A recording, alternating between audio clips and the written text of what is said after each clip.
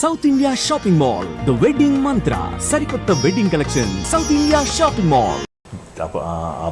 కొంచెం ఫ్రెండ్సే తప్ప లైఫ్ని సెట్ చేసిన గాడ్ ఫాదర్స్ ఎవరు లేరు. నాకు ఏం చేయాలో తెలియదు, బట్ ఇక్కడే ఉండాలి. ఒక నెల 2 నెలలు బాగా కుంగిపోయాను. ఎవరైనా ఫ్లాప్ తట్టుకోలేరు కదా ఎప్పుడైనా, కానీ తొక్కడం ఇక్కడ ప్రూవ్ చేసుకోవడానికి ట్రై చేస్తాం. అర్థమయ్యేది కాదు, ఎలా చేయాలో తెలియదు. ఈ మధ్యలో సీరియల్స్ అడిగేవాళ్ళు, చేయాలో తెలిసేది కాదు. సీరియల్స్ చేయాలా, నేను సినిమానే కదా చేయాలి, సినిమా హీరోగా చేశాను కదా, నెక్స్ట్ ఏం చేయాలి, అలా ఉండేది. ఆ ప్రాసెస్లో సరే బతకాలి, దానికోసం సీరియల్ మెల్లగా ఒప్పుకున్నాను. అలా ఒక 2 serials, daily serials. Manjula Naidu గారి డైరెక్షన్లో వాళ్ళ కాంపౌండ్లో ఒక సీరియల్ చేశాను. కొడాలి అనిత చౌదరి గారు ఆవిడ దాంట్లో ఒకటి చేశాను. ఉప్పలపాటి నారాయణరావు డైరెక్షన్లో ఒకటి చేశాను. బాపు గారిది భాగవతం చేశాను. వీటిల్లో నేను మళ్ళీ సినిమా చేసినంతగా నేను ఎంజాయ్ చేస్తూ వెళ్ళిపోయింది భాగవతం. బాపు గారి డైరెక్షన్లో చేస్తున్నాను. ఈ సినిమా ఫ్లాప్ అయిన తర్వాత దాసరి గారి నుంచి ఏంటైనా రియాక్షన్? అంటే వెన్ను తట్టడం, ఏదో ఒక ఓదార్పు ఉంటుందిగా. చెప్పానండి, నేను ప్రయత్నం చేయరా, చెయ్యి వస్తాయనే అన్నారు. అది ఎప్పుడు లేదు. ఆయన చాలా ఇష్టంగా చూశారండి, చాలా ఇష్టంగా చూశారు. సినిమా చేసినప్పుడు కూడా కిడ్ని చూసినట్టు చూసేవాళ్ళు ఆయన. ఏదో అవ్వలేదు, బట్ ట్రై చేయి. మళ్ళీ తర్వాత ఆయన సినిమాలలో ఎప్పుడు కుదరలేదు, జరగలేదు. ఆయన సినిమాల్లో ఓన్లీ వాళ్ళ అబ్బాయి సినిమా గ్రీక్ వీరుడు సినిమా చేశారు. ఒక్క సినిమా వేషానికి చేయరా, సరదా చేసి వచ్చాను. ఆయన సినిమా చేశారా? చేశాను. ఓకే, ఒక్క సినిమా వేషానికి చేశాను.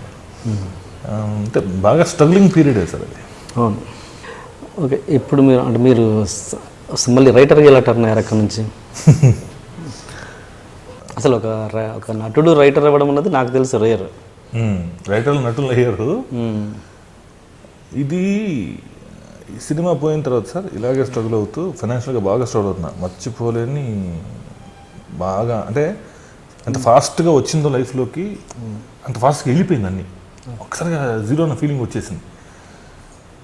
బెస్ట్ ఎగ్జాంపుల్ ఏంటంటే సక్సెస్ నేను ఈ టీవీలో బిజీ అవ్వగానే స్టేజ్కి వచ్చే టైంకి నేను ఇష్టపడి ఒక బైక్ కొనుక్కున్నా. ఆ బైక్ నా దగ్గర ఖచ్చితంగా 13 నెలలు ఉంది.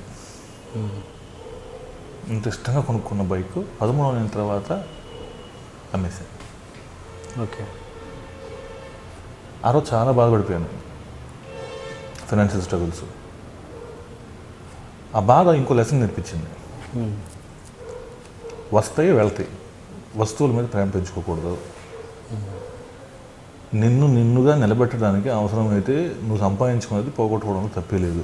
దీనికి బాధపడడం మొదలు పెడితే ఈ లైఫ్లో అచీవ్ చేసే ప్రతిదాని మీద ప్రేమ పెరిగి నువ్వు బాధపడడం తప్ప ఇంకోటి లేదు. అది తెలియకుండా ఎక్కడో లెసన్ నాకు.